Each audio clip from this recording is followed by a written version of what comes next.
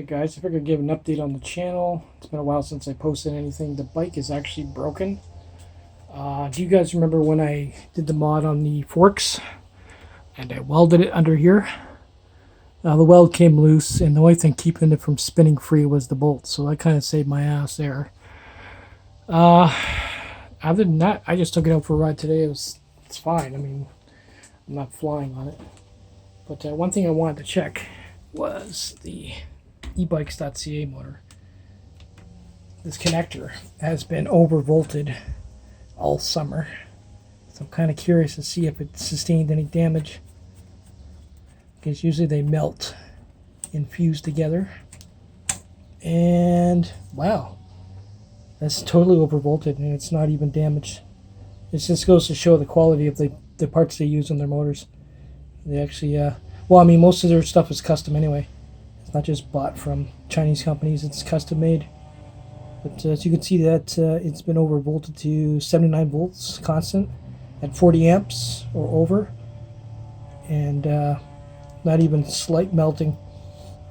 So that's pretty good. I thought for sure that would have been damaged by now. Motor itself barely gets warm with 79 volts, so I'm not too worried about that.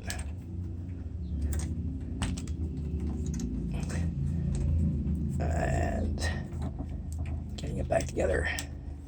There we go. Anyway, other than that, I'm looking to pulling the bike indoors and building something faster.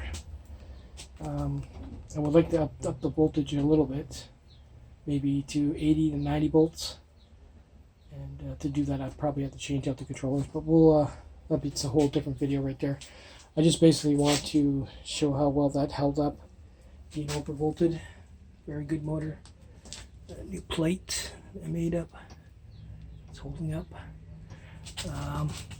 Another thing I'm going to have to try and do is figure out how to fix that. Cross-threaded it. It wasn't my fault, actually. The plate was on crooked, and when I tightened this up, the bolt was, I guess the bolt was a little bit worn out, the one I had on it, and it sort of turned and cross-threaded it from here down. But from here up, it's still got threads, so. But I'll have to figure out how to retap that and change the bolt. That kind of sucks. But other than that, the bike's been fine all summer. Except for the odd time where I ran out of battery, that's about it. But the handlebars things, that has to be addressed. Because if it wasn't for that bolt, this would turn freely. And that would suck. Anyway, guys, take it easy. I guess next time you see me, this will be in the basement, be pulling it apart, doing some tests on motors and shit. Later, guys.